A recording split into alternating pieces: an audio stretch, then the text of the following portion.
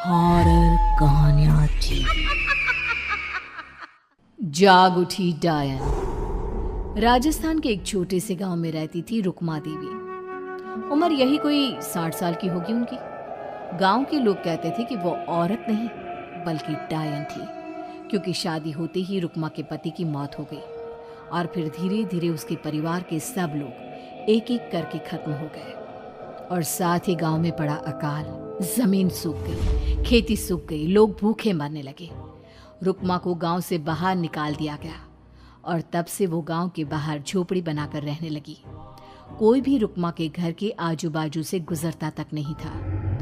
एक दिन गांव के रहने वाले रतन और उसकी पत्नी आनंदी को दूसरे गांव से आते वक्त रात हो गई और अंधेरे में रास्ता भटक के वो रुक्मा की झोपड़ी के पास जा पहुंचे। अरे आनंदी, ये क्या हो गया? हम तो रुक्मा डायन की झोपड़ी के पास आ पहुंचे। अब तो सब बुरा होगा। जल्दी जल्दी से निकल यहाँ से। हाँ जी, सही कहते हैं आप। ये डायन हमको खा जाएगी।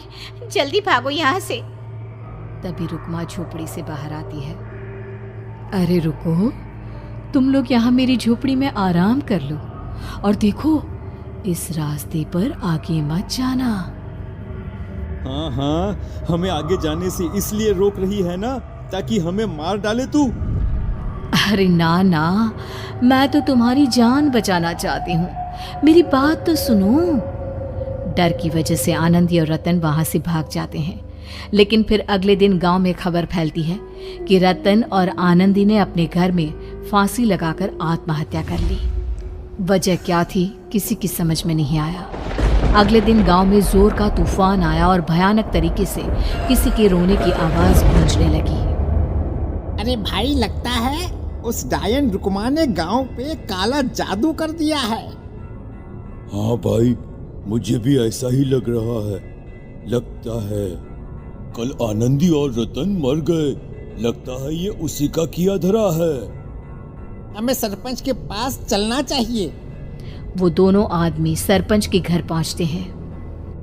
अरे, तुम इस वक्त यहाँ पर क्यों आए हो? जानते नहीं बाहर क्या हो रहा है? कितनी डरावनी आवाज गांव में गूंज रही है। बस मालिक, किसी तरह आ गए। पूरे गांव वालों की जिंदगी का सवाल है। अरे मालिक, ऐसे तो सब एक एक करके मर जाएंगे। तो क्या चाहते हो? क्या किया जाए? मालिक, हमें रुक्मा को मारना होगा। अरे जब तक वो डायन गांव में जिंदा रहेगी तब तक गांव में ये सब होता ही रहेगा। शायद ठीक कह रहे हो तुम लोग, मगर ये काम करेगा कौन? मालिक, अगर आप कहे तो हम दोनों मिलके इस काम को अंजाम दे दे। बस आपको हमें यकीन दिलाना होगा कि हम पकड़े नहीं जाएंगे। ठीक है, लेकिन बाहर जो आतंक का साया है उसमें तुम दोनों रुक्मा तक पहुंचोगे कैसे? हैं? क्या तुम्हें डर नहीं लगता? मालिक, आप उसकी चिंता ना करें। काल भैरव का भभूत है हमारे पास। रुक्मा तक पहुंचकर आसानी से मौत के घाट उतार देंगे उसको। हाँ, मैं भी चलूंगा तुम लोगों के साथ। उस डायन को मरते हुए देखने की बड़ी इच्छा है मुझे। सरपंच उन दोनों लोगों के साथ गांव के बाहर की तरफ चल देता है। गांव में घनघोर काली रात पसरी हुई थी और दिल दहलाने वाली चीख की आवाज माहौल को बेहद खौफनाक बना रही थी। हाथ में काल भैरव का भभूत लिए वो तीनों रुक्मा की झोपड़ी की तरफ जा रहे थे। वहां पहुंचने के बाद, ये लो खंजर और पार कर दो इस डायन के कलेजे के अंदर। मालिक, आप बस यहीं खड़े होकर नजारा देखो, आज ना बचेगी ये। हाँ मालिक, ये भभूत अब इसकी जरूरत नहीं है। मैं इसे यहाँ पेड़ की डाली पे रख देता हूँ। लौटते वक्त हमारी रक्षा करेगा। वो दोनों आदमी चुपके से सोती हुई रुक्मा देवी के ऊपर वार करते हैं। एक जोरदार चीख से वो इलाका गूंज उठता है, लेकिन अचानक रुक्मा के शरीर से जो खून बहता है उसका रंग नीला था। ये देखकर वो दोनों आदमी डर से कांपने लगते हैं। अरे अरे अरे अरे, ये क्या? अरे इसके खून का रंग तो नीला है। अरे तो क्या हुआ?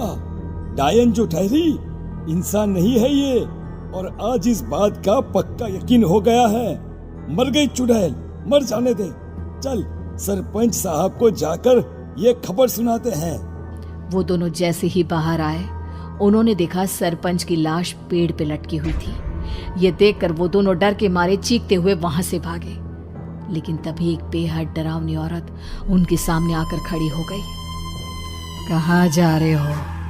तुम्हें क्या लगा किसी का खून करके बच जाओगे तुम? कौन हो तुम? कौन हो? हमने तो डायन को मारा है, कुछ गलत नहीं किया भाई। वो डायन नहीं थी, वो इस गांव की रक्षा कर रही थी। तुम कौन हो? और तुम्हें कैसे पता वो कौन थी? उसने रतन और आनंदी को मार डाला।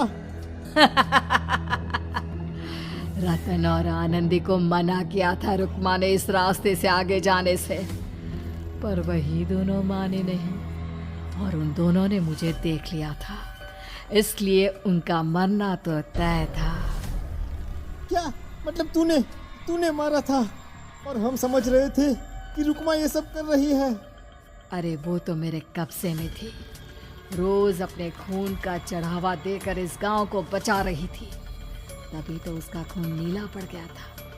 लेकिन तुमने तो उसे मारकर मेरा काम आसान कर दिया। अरे नहीं नहीं, हम नहीं मानते कि ये सच है। नहीं मानते तो बताओ सरपंच कैसे मरा फिर? क्योंकि उस वक्त तो तुम लोग रुक्मा को मार रहे थे ना, जवाब दो। हाँ, बात तो सही है। इसका मतलब इसका मतलब अब तुम लोगों ने अपनी मौत को खुद दावत दी है, क्योंकि जो तुम लोगों को बचाने की कोशिश कर रही थी वो तो अब रही नहीं।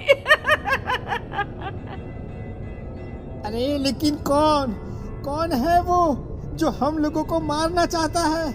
आत्मा, रुक्मा के घर वालों की आत्मा।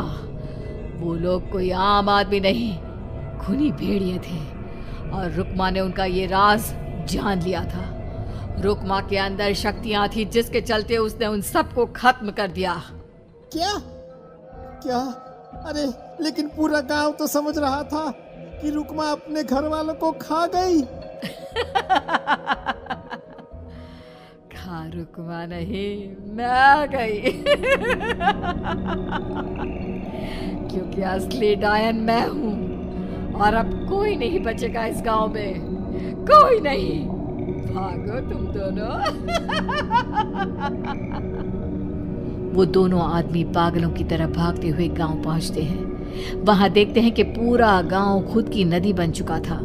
हर तरफ लाशें ही लाशें पड़ी थी, और रुक्मा के मरे हुए घर वाले उन लाशों को खा रहे थे। कुछ देर के बाद उन दोनों का भी वही हाल हुआ।